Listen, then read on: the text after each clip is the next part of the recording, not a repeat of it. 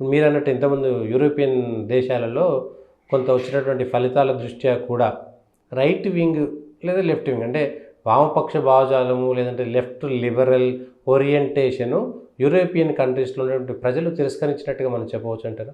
ఖచ్చితంగా. ఎందుకంటే ఈ గల్ఫ్లో అంటే ముఖ్యంగా ఈ వెస్ట్ ఏషియన్ నేషన్స్లో ఈ ఇరాక్ కువైట్ యుద్ధం తర్వాత ఐసిస్ అరాచకం సృష్టించిన తర్వాత ఆ అరాచకాన్ని అణిచివేయడానికి పాశ్చాత్య దేశాలు పోరాటాలు మొదలుపెట్టిన తర్వాత ఎంతోమంది ముస్లింలు ఆ పోరాటాల మధ్య నలిగిపోతూ సిరియా మిగతా ప్రాంతాల నుంచి అమెరికా మన యూరోపియన్ దేశాలకి వలస వచ్చారు. ఆ రోజు వాళ్ళందరినీ హక్కును చేర్చుకోవడం చాలా గౌరవంగా చాలా ఇదిగా యూరోపియన్ దేశాలన్నీ భావించాయి. అన్ని దేశాలు ఆ ముస్లింల్ని ఆహ్వానించాయి, వాళ్ళకి ఫెసిలిటీస్ కల్పించాయి, అన్నీ చేశాయి, ఒక మంచి ఉద్దేశంతో చేశాయి. కానీ అక్కడ జరిగింది ఏంటంటే ఆహ్వానించే సమయంలో ఎవరిని ఆహ్వానించాలి ఎవరిని తీసుకోవాలి అన్న స్క్రీనింగ్ చేయలేదు. ఎవరు వస్తే వాళ్ళందరినీ ఆయా దేశాల్లో ఇదిగో నువ్వు 1,00,000 మందిని తీసుకో జర్మనీ, నువ్వు ఫ్రాన్స్ ఒక 2 లక్షలు తీసుకో, ఇట్లా తీసుకొని కోటాలు పెట్టుకుని ఆహ్వానించేసుకున్నారు. వాళ్ళ బ్యాక్గ్రౌండ్ వెరిఫికేషన్ లేదు, ఏమీ లేదు. ఆ సమయంలో చాలామంది తీవ్రవాదులు కూడా ఇక్కడ అమెరికా పాశ్చాత్య దేశాలు చేస్తున్న యుద్ధాన్ని తట్టుకోలేక శరణార్థుల గుంపుతో పాటు వీళ్ళు వచ్చేశారు. వాళ్ళు అంత త్వరగా మారనప్పుడు ఆయా దేశాలు వీళ్ళందరినీ తీసుకొచ్చిన తర్వాత వాళ్లకున్న సహజ సిద్ధ స్వభావం కారణంగా అందరూ మంచి వాళ్లే, అందరూ ప్రజాస్వామ్యవాదులే, అందరూనికి ప్రజాస్వామ్యంలో హక్కులు కల్పించాలి, ఇది లిబరల్ థింకింగ్, ఏదైతే లెఫ్ట్ లిబరల్ థింకింగ్ అంటామో ఆ థింకింగ్ ప్రకారం వీళ్ళందరినీ కూడా ఓటు హక్కు కానీ ఇంకోటి కానీ కల్పించే ప్రయత్నం చేయడం, వాళ్ళకి ఇది చేయడం మంచి జరిగింది. ఆ క్రమంలో వీళ్ళు మనం ఎవరికి మంచి చేస్తున్నాం, దీంట్లో మంచివాళ్ళు ఎవరు చెడ్డవాళ్ళు ఎవరు గుర్తించే ప్రయత్నం జరిగిన తర్వాత ఒక్కసారి పరిస్థితులు సర్దుకుంటున్న వేళ ఎవడైతే దాంట్లో ఈ శరణార్థుల ముసుగులో తీవ్రవాది దూరాడో వాడు నిజస్వరూపం చూపించడం ప్రారంభించాడు. ఎప్పుడైతే ఆ నిజస్వరూపం చూపించడం ప్రారంభించారో ఈ ఇస్లామీకరణ ఏదైతే బలంగా వీళ్ళ మనసుల్లో హృదయాల్లో గుప్పించబడిందో అది బయటికి రావడం ప్రారంభమైందో, ఎవరైతే ఈ లెఫ్ట్ లిబరల్ వాల్యూస్ గురించి ప్రీచ్ చేశారో వాళ్ళ మీదే వీళ్ళు దాడి చేయడం మొదలుపెట్టారు. ఎందుకు? లెఫ్ట్ లిబరల్ వాదము ఇస్లాంకు కూడా వ్యతిరేకమే. అంటే ఇస్లాం చెప్పే సిద్ధాంతాలను కూడా వీళ్ళు పూర్తిగా అంగీకరించలేదు స్వేచ్ఛ ఈ జీవితానికి. కానీ ఇక్కడ ఏమైంది అని అంటే వీళ్ళే వాళ్ళని తీసుకొచ్చి నెత్తి మీద పెట్టుకొని చెప్త కొట్టించుకున్నట్లు అయ్యేసరికి ఒక స్టేజ్ దాటిన తర్వాత మనకి సహజంగా భారత్ గల్ఫ్ దేశాల్లో అనుభవించాం మనం. ఈ తీవ్రవాదం అనేదాన్ని కొంత సానుభూతి చూపినా నెత్తినెక్కి కూర్చుంటుంది. ఆ నెత్తినెక్కి కూర్చున్న తర్వాత దాన్ని నువ్వు కంట్రోల్ చేయడం కష్టం. అది ఏం చేస్తుంది? తన సిద్ధాంతాన్ని బలవంతంగా స్థానిక సమాజం మీద రుద్దాలని చూస్తుంది. అప్పటిదాకా ప్రశాంతంగా ఉన్న స్థానిక సమాజం గందరగోళంలో పడుతుంది. ఆ గందరగోళం ఈరోజు యూరోపియన్ దేశాల్లో నెలకొని ఉంది. అది బ్రిటన్ కావచ్చు, ఫ్రాన్స్ కావచ్చు, లేదా ఇంకోటి కావచ్చు. మా మతం, మా ఆచారం, ఇదే డామినేషన్లో ఉండాలి, నువ్వు ఏలు పెట్టడానికి లేదు. ఎందుకంటే ఈ దేశాలన్నింటిలో చట్టాలు చాలా కఠినంగా ఉంటాయి ప్రతి పౌరుడికి. కానీ వాటిల్నే వీళ్ళు ప్రశ్నించే స్థాయికి వచ్చి ఉద్యమాలు చేస్తుంటే అప్పటి వరకు వీళ్ళందరికీ మద్దతు ఇచ్చిన ఈ సోకాళ్ళు లిబరల్స్ ఏం మాట్లాడాలనో తెలియని పరిస్థితికి ఈరోజు చేరిపోయారు.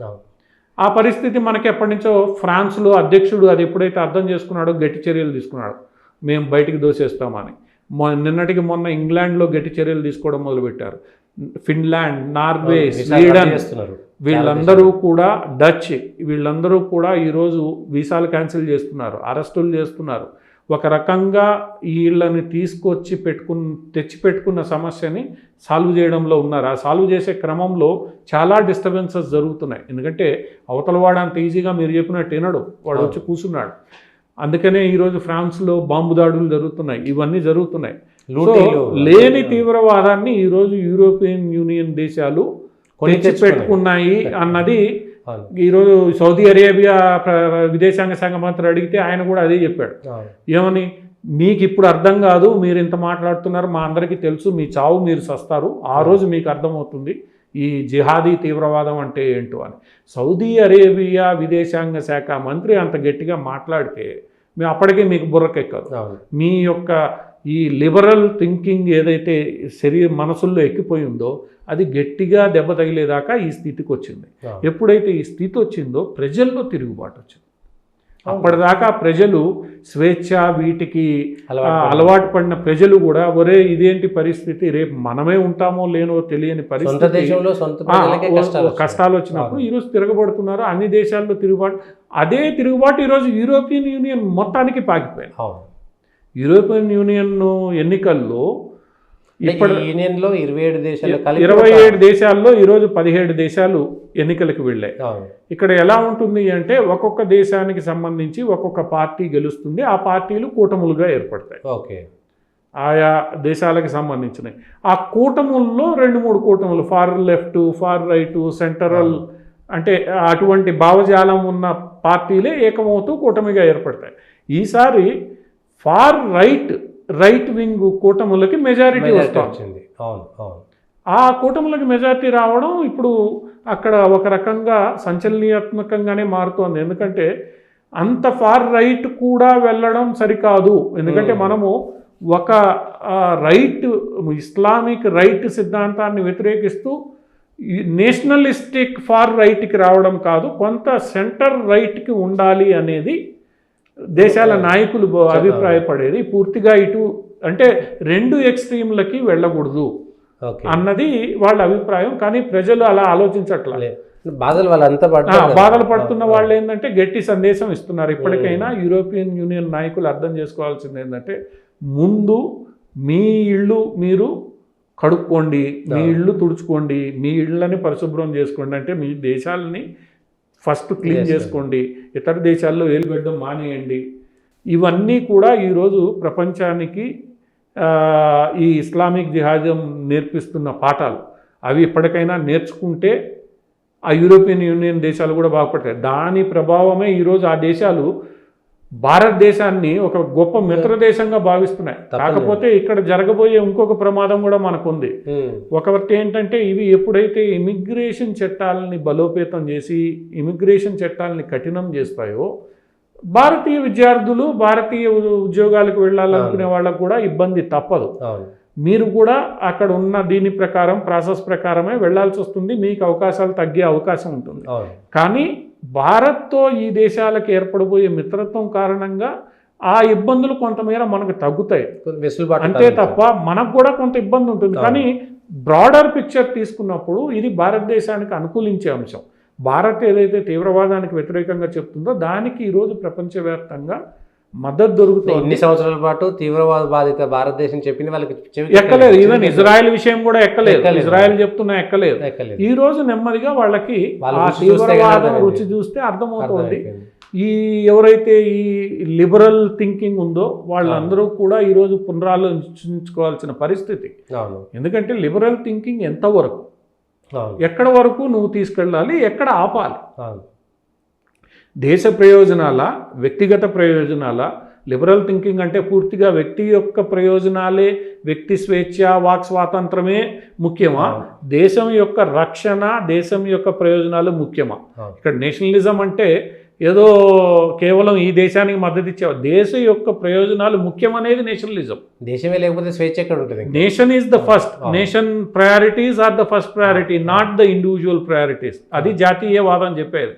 సో వీళ్ళు కూడా దాన్ని అర్థం చేసుకోవాలి. జాతీయవాదం అంటే ఏదో హిందుత్వం అను లేదా ఇంకొకటను క్రిస్టియానిటీకి మద్దతు పలికే ఫార్ రైట్ వింగ్స్ అను ఇదేదో మతపరమైన అంశమను కాకుండా దేశ రక్షణ దేశ ప్రయోజనాలు ముఖ్యము, వ్యక్తిగత స్వేచ్ఛ ఇవన్నీ ఎంతో అవసరమో అది ముఖ్యం. That is ultimate priority. ఆ విషయాన్ని ఈరోజు అన్ని దేశాలు అర్థం చేసుకుంటున్నాయి. ఆ విషయాన్నే బైడెన్కి ముందున్న అధ్యక్షుడు ట్రంప్ చెప్పాడు, నేనెందుకు యూరోపియన్ యూనియన్కి సహాయం చేయాలి, నాటో అసలు అవసరమా, నా దేశాన్ని నేను చూసుకుంటే చాలు, నాకెందుకు నాటో, దానికోసం నేను డబ్బులు ఎందుకు ఖర్చు పెట్టాలి, దానికోసం నా సైన్యాన్ని అది ఒక రకంగా ఆయన థింకింగ్ కరెక్ట్ అయినా ఒక రకంగా అది ఇబ్బందికరమైన పరిణామం. అవును. కానీ ఫస్ట్ నీ దేశాన్ని నువ్వు గౌరవించు, దానికి ప్రయారిటీ ఇవ్వు, ఆ తర్వాత మిగతా విషయాల్ని మనం ఆలోచించవచ్చు అనే థింకింగ్ ఏదైతే ఉందో అది నెమ్మదిగా ఈరోజు ప్రపంచ దేశాల్లో పెరుగుతోంది. లాటిన్ అమెరికాలో కూడా అర్జెంటీనాలో రైట్ వింగ్ పార్టీ నాయకుడు గెలిచాడు. సో ఈ థింకింగ్ గ్లోబలైజేషన్ మరీ ఎక్కువైనా ప్రమాదమే. అవును. గ్లోబలైజేషన్ ఏదైనా మోతాదుకు మించే ప్రమాదం అన్న స్థితికి ఈరోజు ప్రపంచ ప్రజలు వస్తున్నారు. అది ఒక రకంగా యూరోపియన్ యూనియన్ ఎన్నికల్లో కూడా రిఫ్లెక్ట్ అవుతోంది. ఇంకా అర్థం చేసుకోవాల్సింది కొన్ని పాకిస్తాన్, చైనా లాంటి దేశాలే.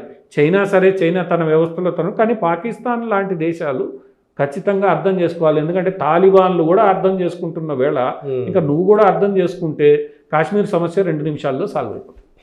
థ్యాంక్ యూ పార్థసారథి గారు.